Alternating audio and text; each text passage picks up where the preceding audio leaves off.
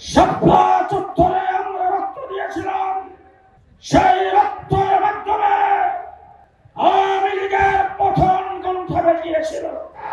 শেখ হাসিনার ফাঁসি বাংলাদেশের কোন জেলখানার ভিতরে হবে না।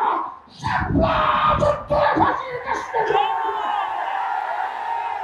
যাদেরকে দিয়ে আপনি কমিশন গঠন করেছেন তারা তসলিমা নাসরিনের ডিমের ফুটানো বাচ্চা। শাপলা চত্বরে 1,54,000 গুলি হেফাজত ইসলামের নেতা কর্মীদের উপর বুকের উপর চালায়। হেফাজতকে ধ্বংস করা যায় নাই, আজকে কোন শক্তি হেফাজতকে ধ্বংস করতে পারবে না। গত 15 বছর দেশের সরকার, আওয়ামী সরকার বাংলাদেশে যে হত্যাকাণ্ড নির্যাতন চালাচ্ছে তাতে প্রমাণ করেছে বর্তমান বিশ্বের দরবারে সবচাইতে বড় একটি সন্ত্রাসী সংগঠন আওয়ামী লীগ। জেলখানায় ছিলাম প্রায় 2 বছর। জেলখানার ভিতরে দেখেছি সন্ত্রাসের দায়ে অনেক সংগঠনকে বের করা হয়েছে, নিষিদ্ধ করা হয়েছে, তাদের নেতা কর্মীরা জেলে আছেন। যতগুলি সংগঠনকে নিষিদ্ধ করা হয়েছে সবগুলি সংগঠনের নিষিদ্ধ হওয়ার কারণ বা সন্ত্রাসী কার্যক্রম যদি তালাশ করা হয় আওয়ামী লীগের একদিনের সন্ত্রাসের সমান হবে না। সুতরাং আজকের মঞ্চ থেকে দাবি জানাতে চাই, সন্ত্রাসের দায়ে আওয়ামী লীগকে নিষিদ্ধ করতে হবে, আওয়ামী লীগকে নিষিদ্ধ করতে হবে। সংগ্রামী সাথী বন্ধুগণ, শাপলা চত্বরে আমরা রক্ত দিয়েছিলাম। সেই রক্তের মাধ্যমে আওয়ামী লীগের পতন গন্থে গিয়েছিল। সুলহ হুদায়বিয়াতে আল্লাহ পাক ঘোষণা করেছিলেন ইন্না ফাতাহনা লাকা ফাতহান মুবিনা, কিন্তু ফতে হয়েছে, ফতের মুখ্যের সময় শাপলা চত্বরে পতনের গন্ধ বেঁধেছিল। 2024 সাল ছাত্র জনতার আন্দোলনে শেখ হাসিনা বিদায় হইতে বাধ্য হয়েছে।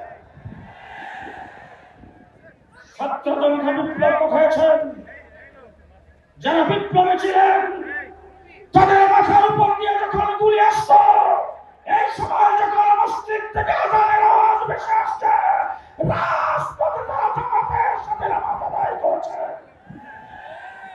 তাদের মুখে স্লোগান ছিল নারায়ে তাকবীর আল্লাহু আকবার। আবু সাইদ যখন গুলি খেয়ে মাটিতে পড়ে গেছেন তার এক সাথী আমাকে বলেছেন তার জবান থেকে জোরে আওয়াজ হয়ে বের হইতেছিল আল্লাহু আকবার, আল্লাহু আকবার, আল্লাহু আকবার। দল দিয়ে যে বিপ্লব বাংলাদেশে হয়েছে, যে সফলতা বাংলার মাটিতে আসছে, যে প্রতিবাদের পতন হয়েছে, সেই দ্বিতীয় স্বাধীন বাংলাদেশে ইসলাম বিরোধীদের বিরুদ্ধে আবার মাঠে নামতে হবে কল্পনা করি না। সংগ্রামী সাথী বন্ধুগণ, বর্তমান সরকারের প্রধান ডক্টর ইউনূস সাহেব, আপনি আসলে দেশে রক্ত দেন না, আন্দোলন করেন না। সংগ্রামী দেশে আমরা করেছি, রক্ত আমরা দিয়েছি। এজন্য রক্তের মাধ্যমে এই স্বাধীনতা অর্জন, তার কি কষ্ট এটা আপনি হয়তো বুঝেন নাই। আপনি কমিশন গঠন করেছেন, আমরা প্রথমেই বলেছিলাম কমিশন গঠন করতে আপনাকে খেয়াল করতে হবে দেশটা মুসলমানের দেশ, ইসলাম বিরোধী কাউকে নিয়ে কমিশন গঠন করা যাবে না। আজকে প্রমাণিত হয়েছে যাদেরকে দিয়ে আপনি কমিশন গঠন করেছেন তারা তসলিমা নাসরিনের ডিমের ফুটানো বাচ্চা। তারা বাংলাদেশের ধর্মপ্রাণ মুসলমান নারীদের প্রতিনিধিত্ব করে না, তারা সালের প্রতিনিধিত্ব করে। নারী কমিশনে যাদেরকে রাখা হয়েছে তাদের সম্পর্কে একটি কথা বলতে চাই। আপনাদের যদি এতই ইচ্ছা হয় আপনার দেহ আপনি যে কোনো জায়গায় বিলিয়ে দিবেন, বেশ্যাবৃত্তি করার যদি আপনার এত খায়েশ থাকে আপনি করেন, কোনো আপত্তি নেই। কিন্তু বাংলাদেশের ধর্মপ্রাণ মুসলিম জনতাকে বেশ্যাবৃত্তিতে বাধ্য করার জন্য আপনার কোন এজেন্ডাকে চাপা দিবেন,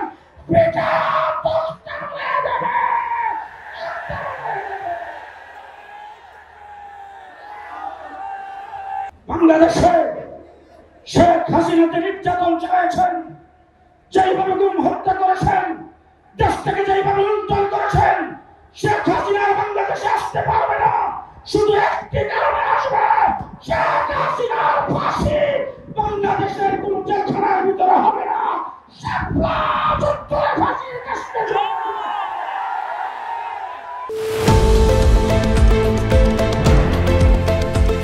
দেশের পাশে, বিশ্বের সাথে, মেট্রো টিভি।